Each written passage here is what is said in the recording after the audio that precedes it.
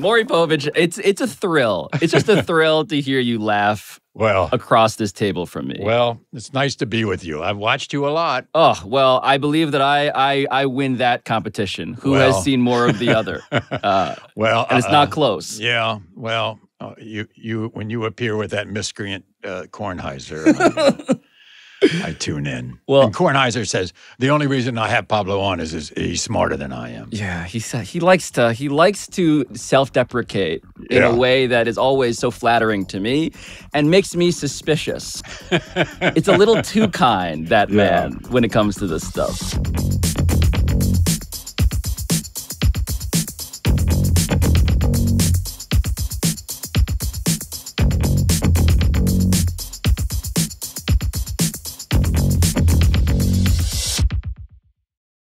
There are many reasons why I am legitimately, sort of deliriously happy that you're here. One of them is that it's like I climbed into my television. There are only a few people who made me feel that way. You are one of them. But the second reason is that you have the blood of truly, sports writing greatness inside of you. So for people who don't understand your lineage, explain who your father is. Okay, so my father's name is Shirley Povich. He was a kid in Bar Harbor, Maine, growing up as a townie kid that didn't come from a wealthy family or any, but the millionaires who summered in Bar Harbor, Maine, the Rockefellers, the Vanderbilts, the Morgans, all these people built their own golf course called Kibo Valley. And my father was a caddy at the course, and he was thrown together one time with a man when he was about 15 years old. And he caddied so well for this man that this man said, "My carriage," because there weren't even any cars on Mount Desert Island at the time. And so he picked my father up in his carriage every day in the summer for 3 straight years, went to my grandmother and said, "I want to take your son with me. I own my own golf course in Washington, D.C., and he'll be my caddy. And I also own a newspaper called the Washington Post, and I will give him a job." And my father arrived in Washington in 1922. My father died in 1998, 75 plus years later, working for the Washington Post as the sports writer, sports editor, the youngest sports editor in the country at the age of 21. One of the greatest columnists as well of all time. Right. Shirley Povich is, the name in the world that me and the aforementioned miscreant Tony Kornheiser inhabit. Right. We are dealing with royalty. I just want to make clear, too, that the reason I had your phone number in the first place is because of Kornheiser. Right. And you guys... He gave it out, huh? He's I should not have betrayed him in this way, but I, for the sake of journalistic transparency, I make clear that you and Tony are actually, you know each other because of this way. Forever. I mean, my father was very instrumental in hiring not only Tony, but Michael Wilbon. You know, it's very interesting. When Tony was first hired, Tony, as everyone knows, has a great sense of humor, and he used to write humorously a lot. And my father went to George Solomon, and then the sports editor of the Post, and said, "I don't know if this is going to work out. I don't know if he's that funny." And then he came back about a year later and said to Solomon, "You know, I have to admit, I was wrong. He's terrific." And so from then on, have been best buds. Tony has that way of winning you over despite maybe your skepticisms. And I, of course, say this in the context of knowing that you and Tony were also business partners. Yeah, well, that's another reason why I'm a little leery of him. I have invested in some, glorious businesses like the clothing business, never worked out. I started a newspaper in the middle of when newspapers were going down in the great state of Montana, which I still have. Not a great idea. And then Kornheiser tries to convince me to invest in his goddamn restaurant in Washington. Chatter. Chatter. And it was another failing adventure of mine. But all of that stands in contrast to a remarkable bit of longevity, which is that, and you own this title, and this is an incredible title.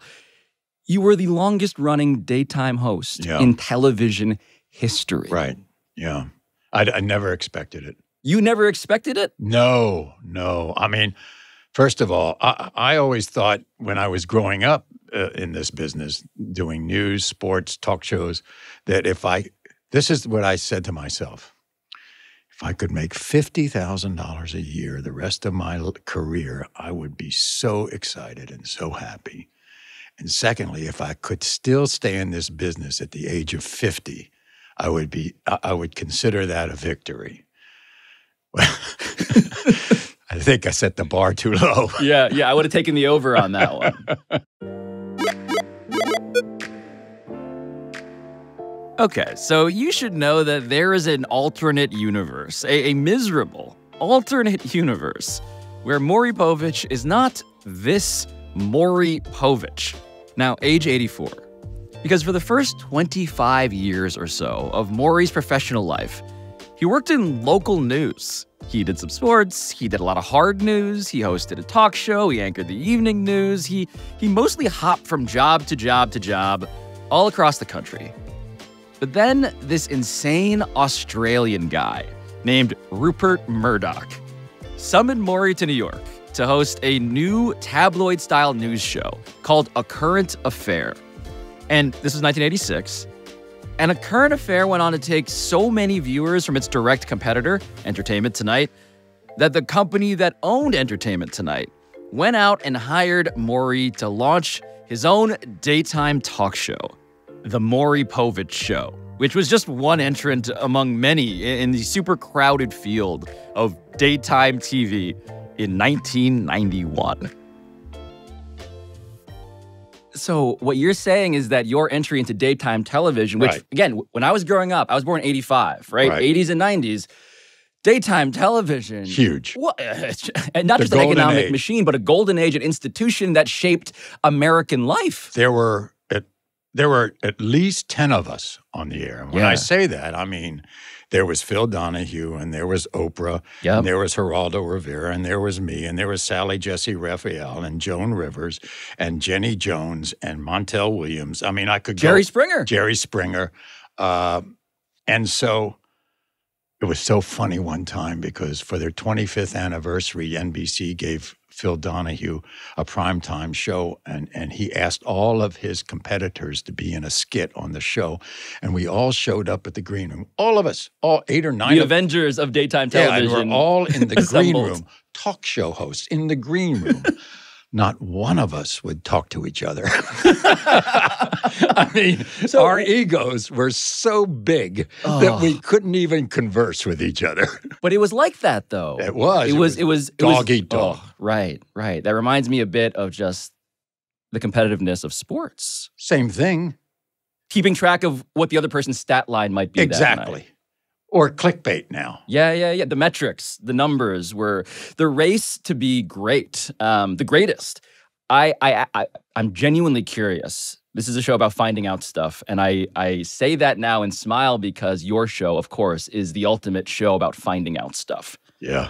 Maury Povich Finds Out is a good alternate title for your shows, but how good is your memory of your show over decades upon decades upon decades upon decades? Well, now? I mean, it's difficult because there are 2 great themes for the last 24 years, and it was, of course, paternity tests and lie detector tests. So those things kind of merge. Uh-oh, my golly. Wait, I'm getting a silly phone calls no, here. It's all good. And not only that, it was spam. How's that?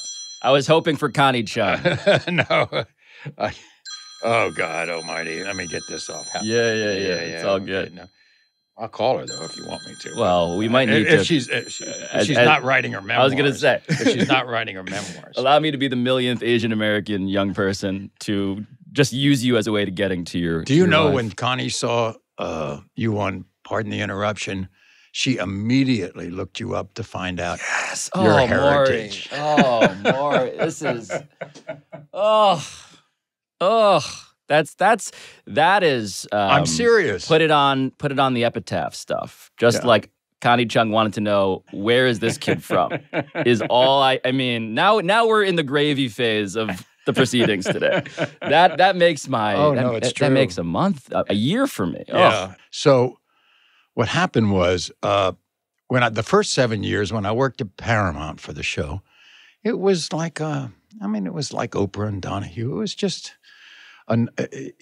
for instance, we went to Waco, Texas for the Branch Davidians. We would go to Nashville to do a country music week. It's the same kind of motif that the Today Show had, or Oprah had, or Phil had.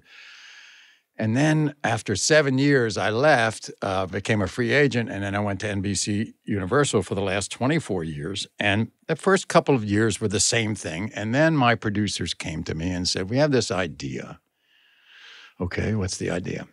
We want to do paternity tests. You know, we see on the soap operas all these themes about who's the father of these children, and it takes about 6 months to play out the theme on soap operas. We think we can do it in about 12 minutes. And I went, oh boy, this is going to be good. And you know, obviously, just the way particularly daytime television is, or tabloid television, you just want to push the envelope as far as you can. Right. Again, you're in competition. Right. Exactly. So we come down to the first show, and I think this was a crucial moment for everything. And I'm getting debriefed about the story, and I've read up on the story and read up on the characters involved.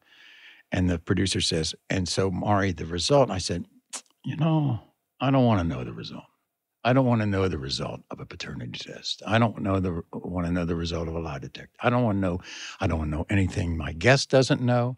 The reason why I have those signature lines of, you are the father, you are not the father, is because I didn't know. You were authentically finding out that very moment with us, the audience. Because to me, the only way in daytime talk you have to connect. The way you connect is you're part of them. You're part of the audience. You're the extension of the audience. And the way I questioned was the same questions the audience would ask if they had a chance. Yes. And so that's the way it went down. Oh, you were an avatar for our curiosity. Right. You were, and I just want to, there are so many, I'm sure you get this all of the time now, just people being like, you remember that time? Right. I am going to do a self-indulgent thing. Right. I want to watch a couple of things from your show with you. Can we do that? Sure. I'm curious, Maury, if you remember this one. What happens if this is your child? Then I'll step up and take care of her. You will? Yes, I will. For free? Yes, absolutely. You won't charge? No. You won't be charging if it's yours? No. Okay, well, let's find out then, all right? I'll find out right now.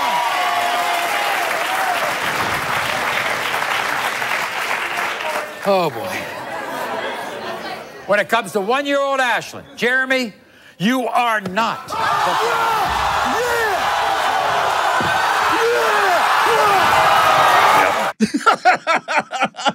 Yeah. So for people who aren't watching along on YouTube or the DraftKings Network, that dude just backflipped, Maury. Yeah. And a white dude, too. A white dude backflipping with incredible alacrity.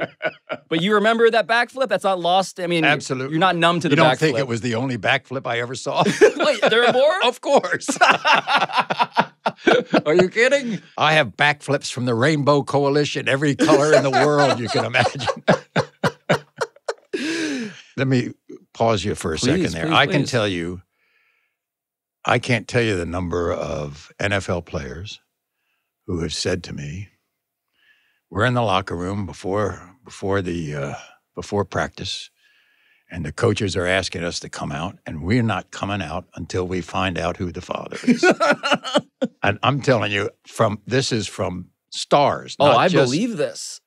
Oh, no, because I was that way when I was like, sick at home from school. Sure. And were you really sick? I mean, sometimes you had to stay home.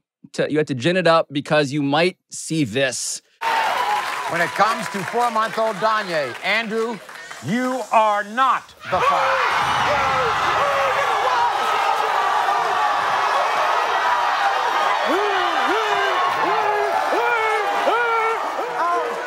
Sabrina,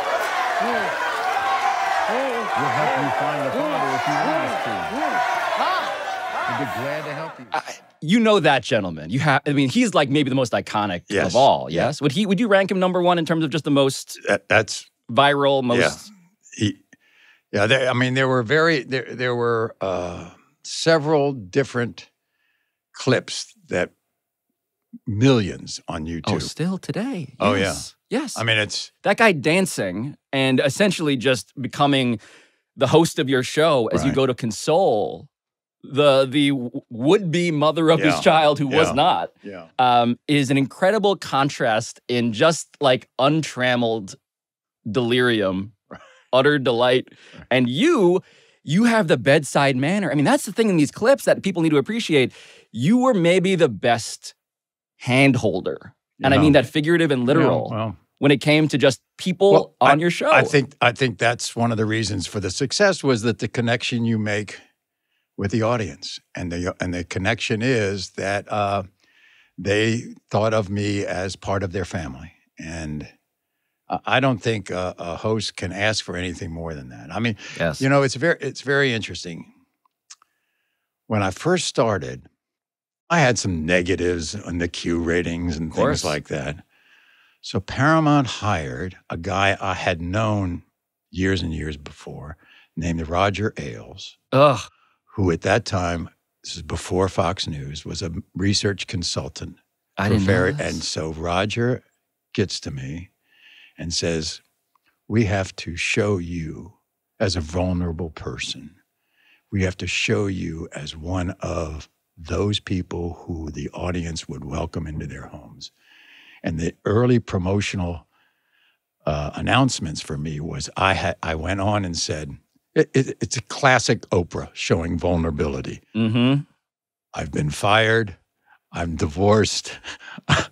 I've worked a lot of places. Some management liked me. Some people didn't like me. And so I had to show all of this vulnerability. Right. Because as a talk show host, you have to be vulnerable. Yes, you need to show that you also can hurt. Right. Yeah, that whatever sympathies, whatever emotions you display are real. What you're saying, though, in this sort of like familial metaphor here of like you're part of the audience, they welcome you in as if you, Maury, were the father all along. Yeah. Well, I think a lot of people, the reason they come on the show is because they've always felt that they could unburden themselves in my presence. Absolutely. Rather than doing it at home in a rather difficult atmosphere at home. And they could feel safe. I mean, can you imagine that? Well, that's what I cannot imagine, but now I'm beginning to make sense of is the idea that in that Coliseum, right, in Connecticut, right, in that studio in Connecticut, what felt insanely hostile from afar to them. Which, by the way, the audience, the live audience, talk about, the Romans and the Christians here. Win the crowd, win your freedom. That daunting aspect of like the arena. Right. Because of you, they felt it was a safe space. Exactly. Which is incredibly funny because my favorite subgenre of your show, as much as I love the paternity stuff and the lie detectors, it was the phobias. Oh my God. Do you know still today, they garner the largest population on YouTube? Oh, I am in that population. I mean, I want to play for you my favorite one of my favorites, and it's this one. You want to own up and tell everybody what you are deathly afraid of? Aluminum foil. Oh boy, I can't wait. The noise? It's the look. The noise. Oh gosh. And the noise. Yeah. Peggy, I'm telling you by the... You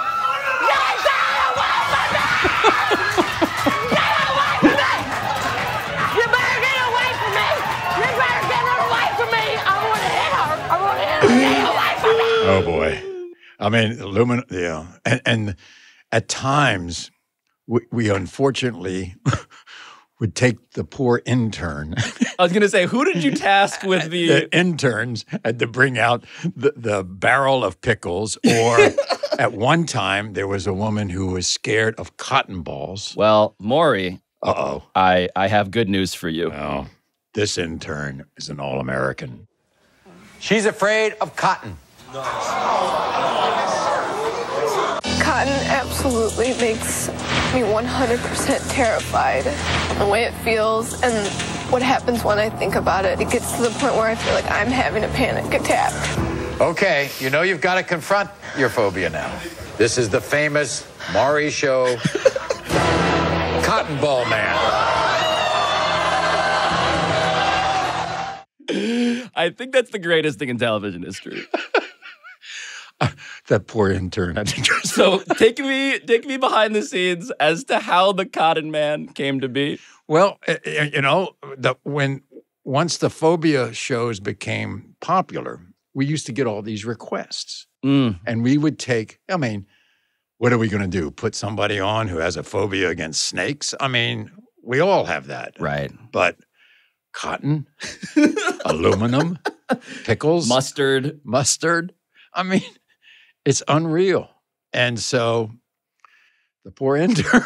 You would visually describe for people, again, who are just listening to us giggle over, again, the greatest moment in television history. Explain what happened there. What did we see? What we did on the phobia shows, whoever had a phobia, in order to overcome it, according to our expert who in the back works on them for a couple of hours, and then we come back and show how they've overcome this. In order to overcome this, you have to confront it. And I mean, I got a little squeamish because, I mean, I hate to see these people, you know, and they're just catatonic. I mean, they're just... Oh, you become vicariously afraid because they are running. They're always, Maury, they're always running backstage. They run backstage. They run through the audience. They run everywhere. And by the way, at times we run after them. Oh yeah, oftentimes you get the camera, the shaky handheld, following them around the back maze of your studio. Oh, yeah. And so in this clip, it was something I'd never seen before, but I never forgot it. Dressed up a person full of cotton balls coming out like, you know, like one of those old-time Class C horror movies. Yes, a creature from the Black Lagoon, if the lagoon was just cotton balls. Exactly. And so I mean, that was an intern? As an intern, yeah. Oh, yeah. I wonder what job that guy got next.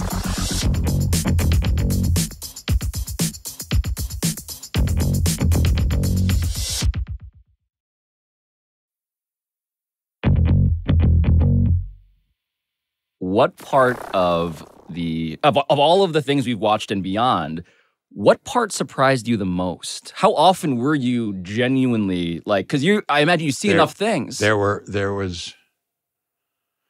It happened twice on the show, and I was at a loss. And a woman comes on and accuses a fellow of being the father of her twins. And, okay. And so, since I've told you before, I don't know the result. I open up the envelope, and the guy is the father of one, but not the other. In the case of 2-year-old Nikolai, Eric, you are not the father.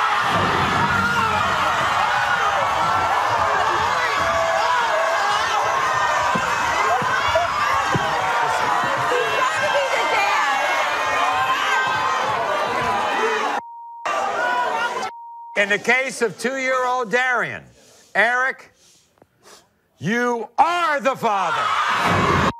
1 out of 2 ain't bad. 1 out of 2 ain't bad. I have never had that on my show. And the first time it happened, I'm looking around. My how does that happen? Fraternal twins. Lady could be quite active over a small period of time. Yes. You know, separate eggs. This is a thing that happens. Happen. 1,000,000 to 1 shot. According to scientists, it came on twice on my show. Twice. And the woman was disbelieving. I said, "Look, I was disbelieving until 30 seconds ago, but I know that our DNA testing is correct, and so therefore, you're looking for another father." Right. Oh my God. I didn't.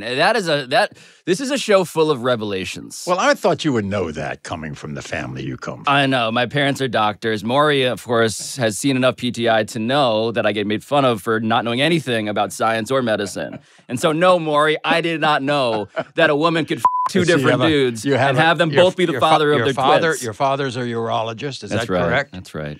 And your mother's a what, dermatologist? How do you know this? Well, I do my research. I feel like I'm about to watch you take an envelope out, and inside of it is going to be a card that says, you are the disappointment to your parents.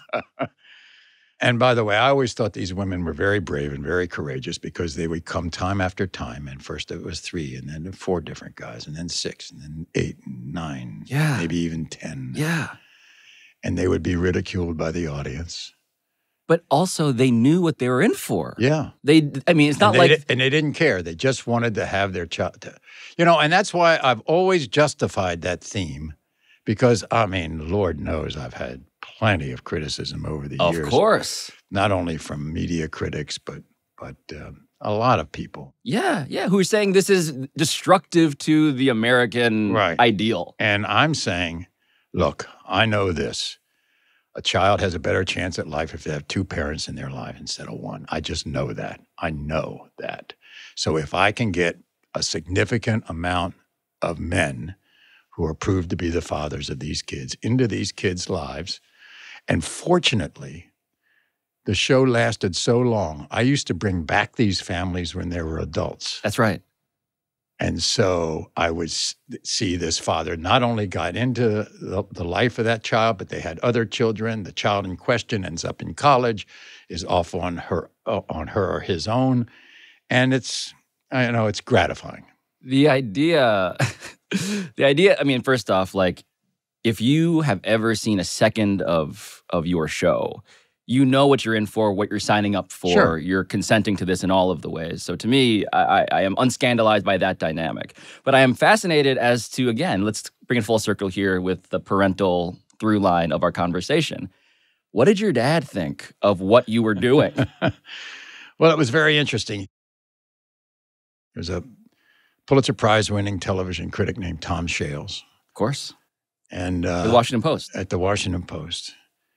And Shales writes this scathing article about me, uses every S word there is, smarmy,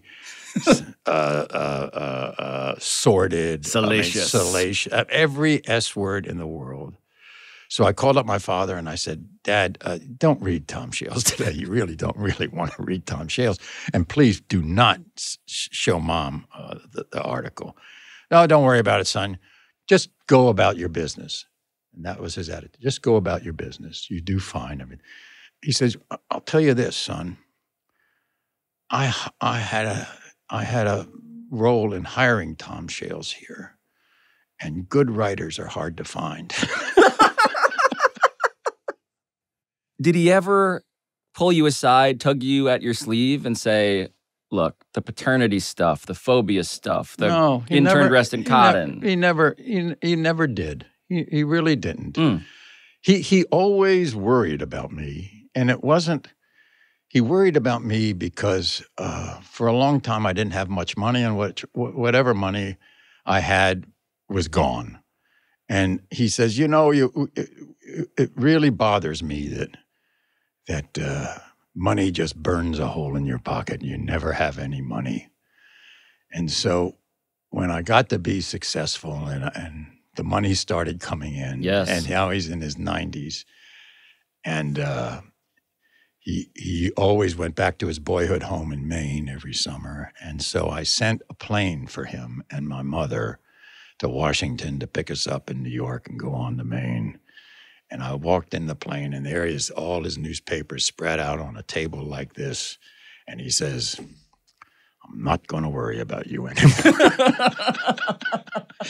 I will say this to everyone, you know, make sure your parents know you're okay before they go. That was Please. a huge part. No, Maury, that was a huge part. I'm just seeing very eerie, small parallels in my life because, of course, when my parents saw me on ESPN, they were like, okay, this whole thing where you decided not to go to law school, even though you took the LSAT twice, where we sent you, we paid out of our noses, came to America to pay out of our noses, sent you to Harvard. Like, we're okay because it seems like this is, you have something going here. Right. And that mattered.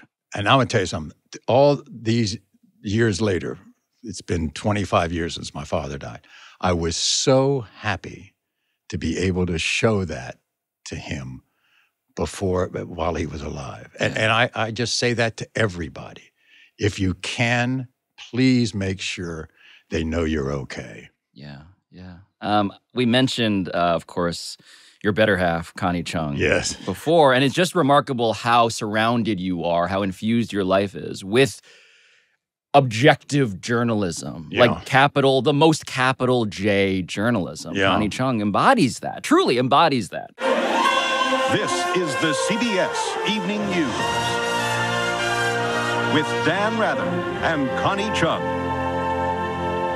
Good evening. 9 days after the explosion in Oklahoma City, the danger there is far from over. She pointed out in some interview that, Maury Povich reads books. Well, he knows stuff about history and war and politics, all of this stuff. Has she ever tried to nudge you towards, hey, I know you as the brilliant son of a brilliant man who traffics in the highbrow. Yeah. And yet you're doing this stuff. Right. And I say to her all the time, and she appreciates it. I said, look, as long as you know, I'm fine. Mm. And that's it. I mean, it's kind of my secret. I mean, most people don't know my past. I mean, I did newsy talk shows, and I reported on the air, and I was there. Yes. I was there at John Kennedy's assassination, looking at Jackie Kennedy coming off that plane in that bloodied suit, and I covered the Martin Luther King's March on Washington, and I covered the riots in Washington after the death of Martin Luther King, and I covered all of Watergate, and I had my fix. I was always kind of ill at ease with the way news and storytelling went because there was never enough time when you were covering news. It was always a minute 30. If you were anchoring, it was always a 30-second intro. There was always all these constraints. And so when the talk show gave me the ability to be a long-form storyteller, and I don't care whether it's tabloided or not, but it's a long-form storytelling position, and I felt I felt free. I felt the bridle was off, and it's the way I've kind of looked at it ever since. What are you most proud of when you take the sweep of all of this, right? You've traced an arc that's, again, without exaggeration, singular in the history of media. Right. What are you proudest of when you look back now? Two things. The one thing that Shales said to me wrote years before he excoriated me on a current affair, and he liked my talk show, and he said, "You're a Renaissance man. You got a little knowledge about a lot of things," and I think that, plus the longevity, I'll take it. I mean, that's fine with me. And there are some funny things. I just saw something on Instagram that was so funny, but true. Black comic named Josh Johnson is doing his stand-up, and he's got it in a club, and he says, I think the black community owes a lot to Maury Povich. I don't think Maury gets enough credit. I really don't. Maury is such an ally to the black community. He really is. In all the years he's been on the show, Maury has never fucked up a black name. Maury would say Dontavius, full-chested. And I'm going, I wouldn't name my baby Dontavius. And then I saw the most amazing thing when I saw the name of the baby underneath the picture, and there was a 2. They'll put the baby on the screen, and I'll see the screen below the name, and I'll be like, is that a 2 in that nigga's name? And then Maury, without even missing a beat, will like, when it comes to the case of 6-month-old Twain, I'm like, wow! When it comes to baby Twain, I couldn't take it. In my talk show, every single name on my talk show, I say to the producers, how do they pronounce? Well, I don't know. Well, I'm going to go, where is that person before the show? I'm going to go find out. And I did that for 30 years. I had never thought about that ingredient and why everybody deserves the respect of the correct pronunciation of their name. Yes. And it also provides that ballast of we, on some level, despite the absurdity of the proceedings you're about to undergo, we're going to take you seriously in a way exactly that is fundamental right to who you are. If I can pronounce your name, you know that you can be sure that you have a space here.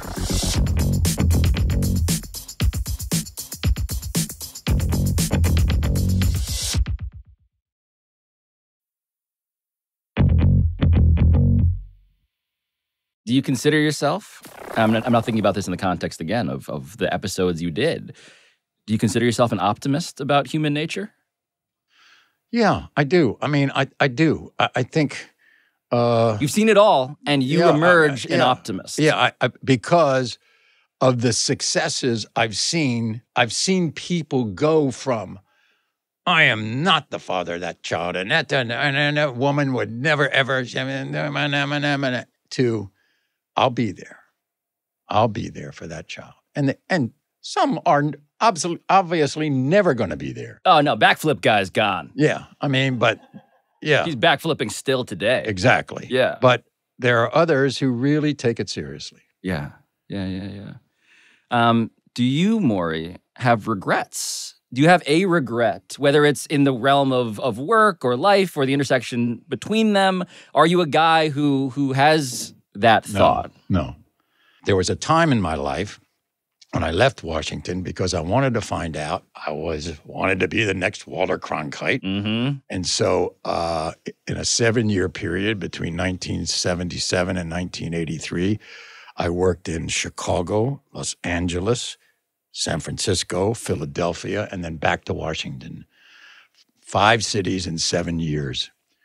Management didn't like me in some. I got fired one time. I didn't like management in another. I got thrown around here. I did that. I mean, this.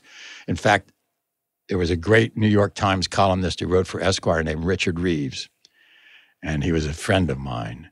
And he wrote his entire Esquire column in the back page of Esquire, and it said, "My friend, the anchorman, Maury Povich, I have seen him anchor the news on 4 successive St. Paddy's days in 4 different cities.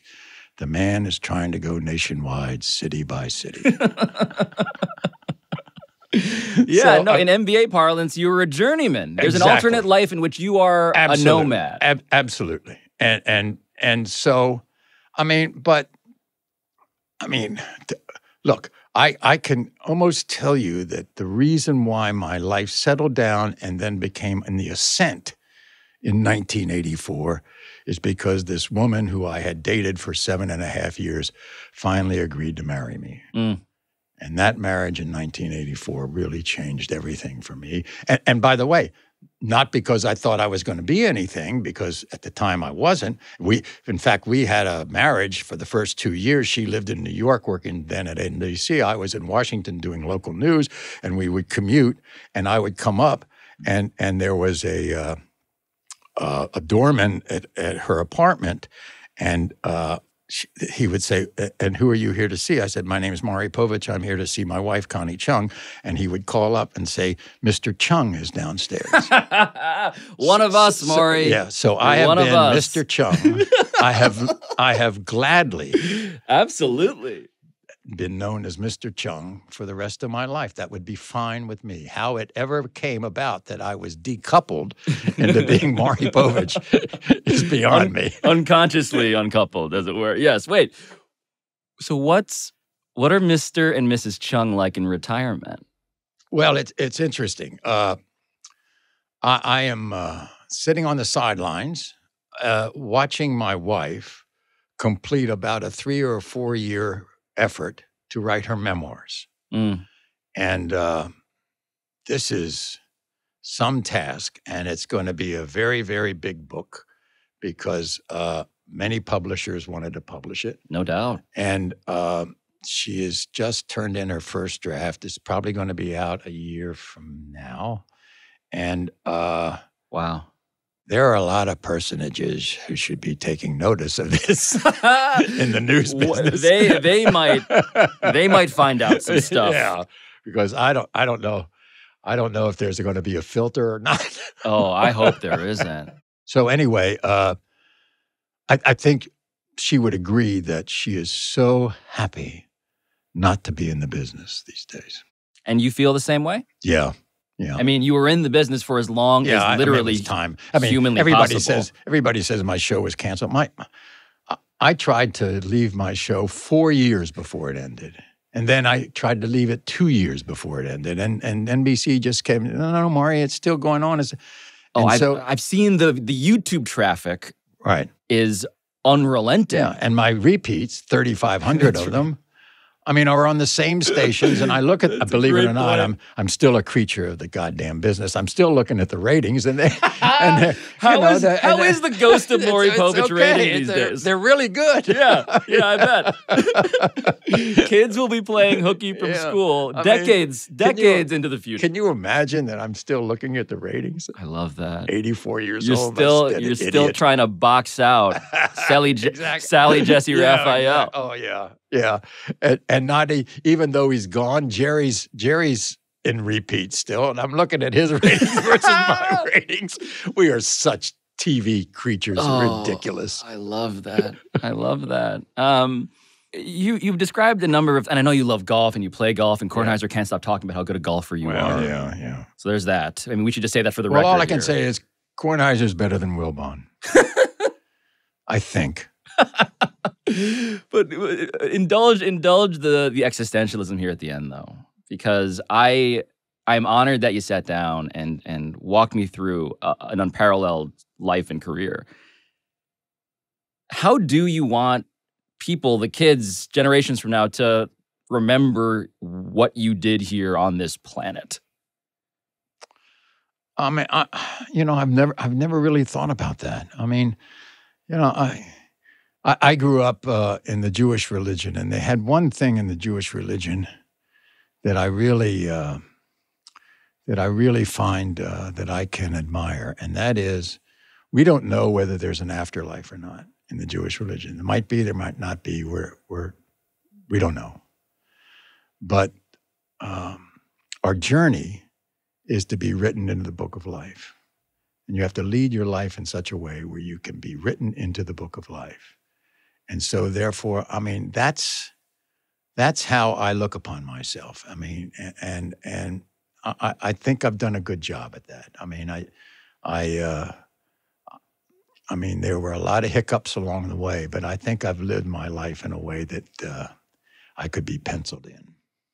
Maury Povich, this was a genuine honor. Thank you so much. It's my pleasure, Pablo. I've watched you for a long time, and I know of your background, and just make sure that everything is okay with Lebertard, because he asked me on the show before you did, and I rejected him. A journalist never stops going after the scoop. Exactly. You can tell him that. I scooped you. I scooped you. That's right. Dan, try that one on. Yeah, exactly. Wear that one, you sweaty bastard.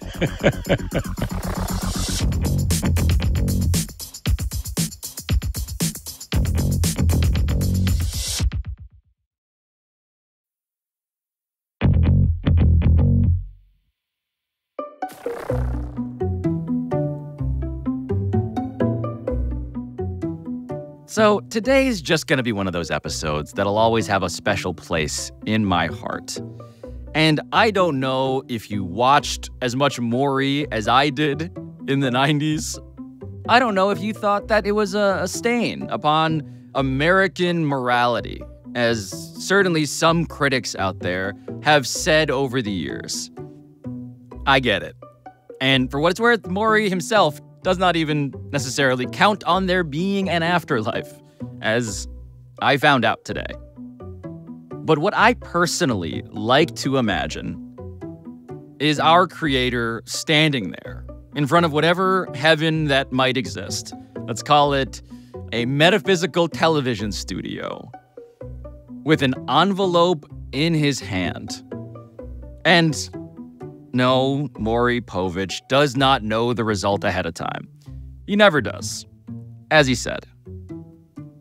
But inside this envelope, as the tension is rising, I strongly suspect is the good news that Maury Povich has been waiting for.